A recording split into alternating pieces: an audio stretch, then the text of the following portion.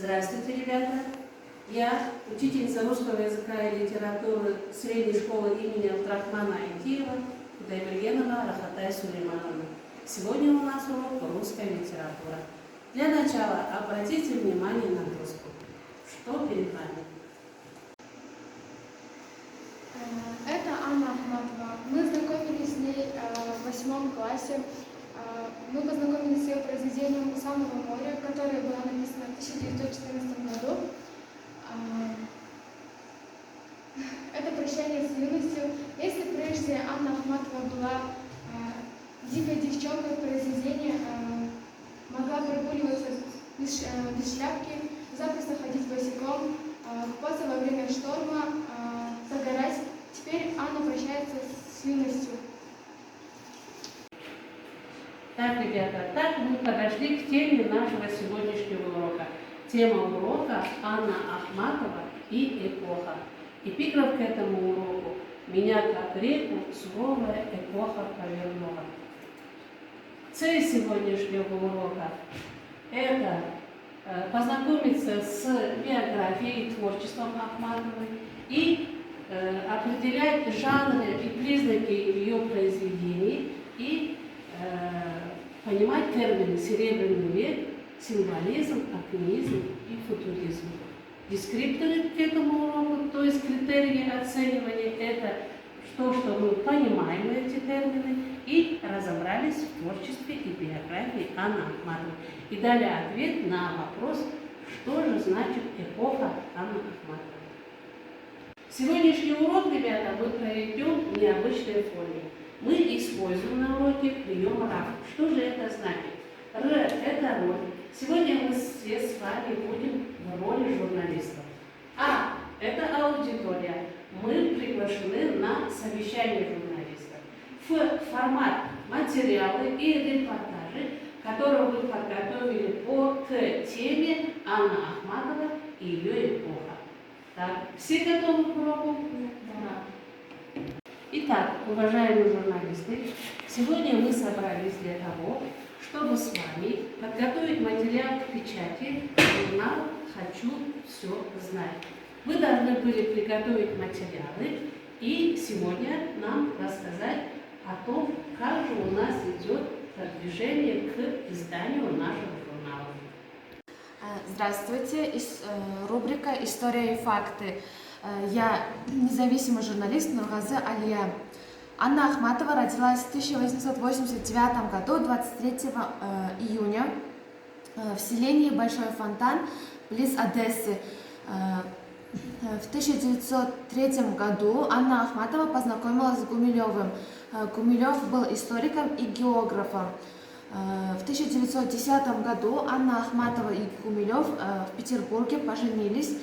Затем они поехали на месяц в Париж. Там она познакомилась с Амедео Модильяни. В 1911 году в Петербурге была создана организация «Цех поэтов», а Ахматову избрали его секретарем. В 1912 году вышел первый сборник стихов «Вечер». В 1921 году умер Гумилев. В 1935 году был арестован сын Ахматовой. В 1941 году во время блокады Ленинграда Ахматова была эвакуирована в Ташкент. В 1944 году в мае она вернулась в Ленинград. В 1964 году Анне Ахматовой была в Италии вручена премия Этна Таурмина. В 1965 году в Англии ей была присуждена почетная степень доктора Оксфордского университета. В 1966 году, 5 марта, Анна Ахматова умерла в Домодедове под Москвой. Была похоронена в поселении Комарова близ Ленинграда. Можно добавить? Я Исабекова Ванны, рубрика «Это интересно». Не стало интересно, и поискав что-то интересное о Анне Ахматовой, я нашла. Оказывается, когда 11-летняя Анна тяжело заболела и на некоторое время оглохла, она начала писать стихи. Но отец Ее хотел отстранить, по его словам, от унизительного занятия, но Анна продолжала писать. А ее фамилия на самом деле Горенко. Ахматова – это псевдоним в честь прабабушки с именем матери. И в корнях ее есть князь Султан по имени Ахмат. Она гордилась тем, что в ее жилах течет белая кровь. Ну, так как и отец ее был против того, чтобы она позорила фамилию семьи. А еще я узнала, что она была очень красивой женщиной, и ее очень много раз рисовали. Так, а насчет личной жизни, в юности Анна познакомилась с Гумилевым и вышла замуж за него, но не по любви, хотя знакомы были они около 7 лет. В браке с Гумилевым у нее родился сын Лев. После Анна Ахматова была трижды замужем, но сына Льва она дала своей бывшей свекрови. Подросшись, Лев неоднократно ходил к ней. Есть даже фотография, где Лев сидит, наклонившись головой к Анне. Взрослого Льва неоднократно представляли к расстрелу, но Анне удалось облегчить наказание сына и отправить его в ссылку, писав восхищенные стихи о Сталине и к его политике. Но последующие его расстрелы ей не удалось облегчить. Тогда Лев хотел избежать расстрела, добровольно отправился на войну. После войны он вернулся жить в лагерь. Тогда он говорил, что он неоднократно обижался на Анну, и она думала, что во всем случившемся с ее сыном виновата она, так как в те времена они с Львом были на одной волне. Еще творчество Анны относится к Серебряному веку. Так, уважаемые журналисты, в этом моменте, смотрите, остановимся. Читателей может заинтересовать вопрос, что же такое Серебряный век. Можно мне рассказать? Я Рима Гаяр, рубрика «Вспомним еще раз». Нашла кое-какую информацию о Серебряном веке. Серебряный век принято называть после Золотого Пушкинского века.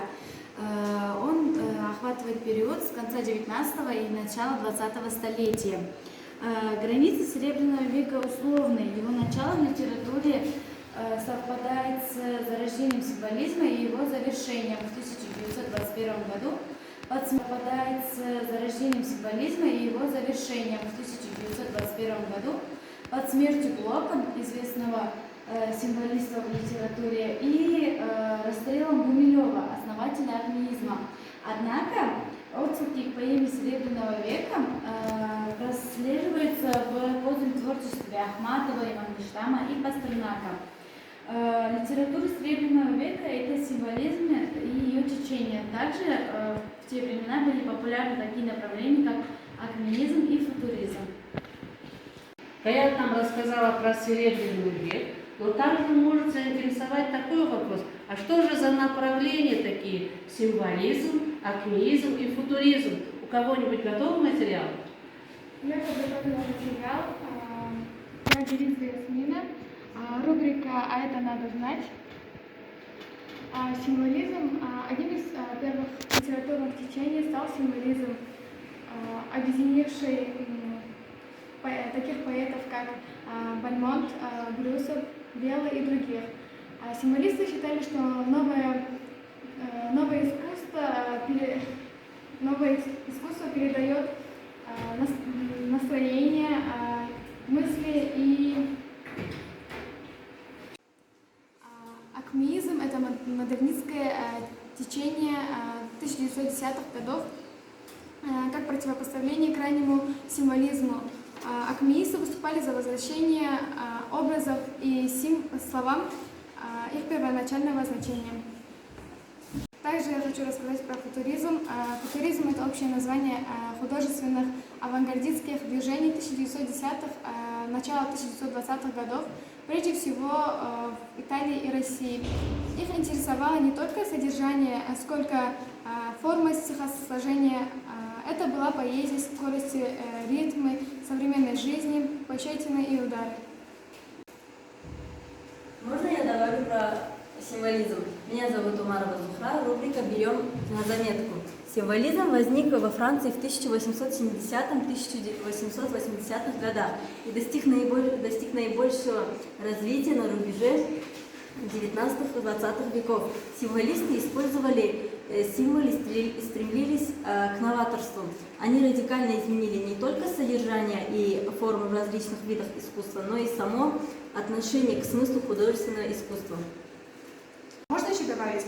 Я нашла фотографии из семейного архива Ахматова. Это Ахматова со своим сыном Львом. Тут Ахматова с Гумилевым и со своим сыном Львом, получается. В этой фотографии Ахматова со знаменитыми в те времена людьми Сантакойским, Тихоном и Дубином.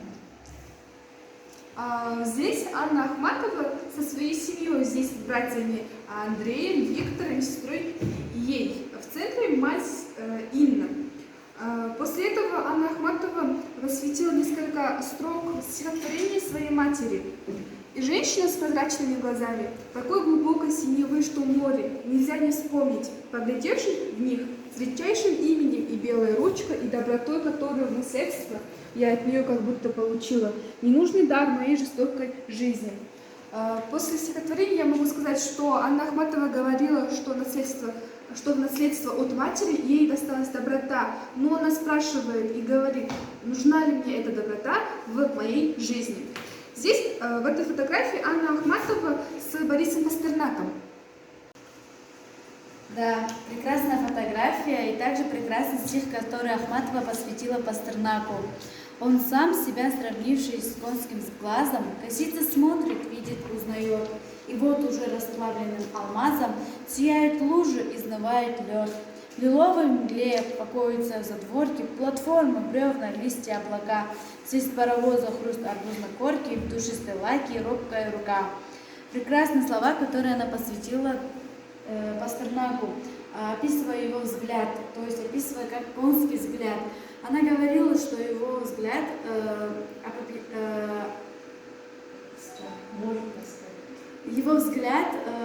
может растопить лед любого человека.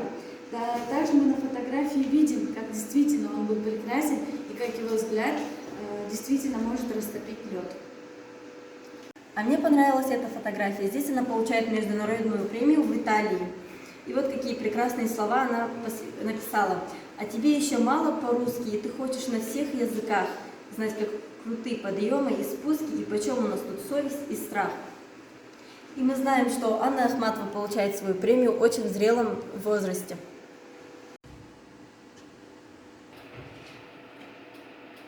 Так, дорогие журналисты, прекрасная работа.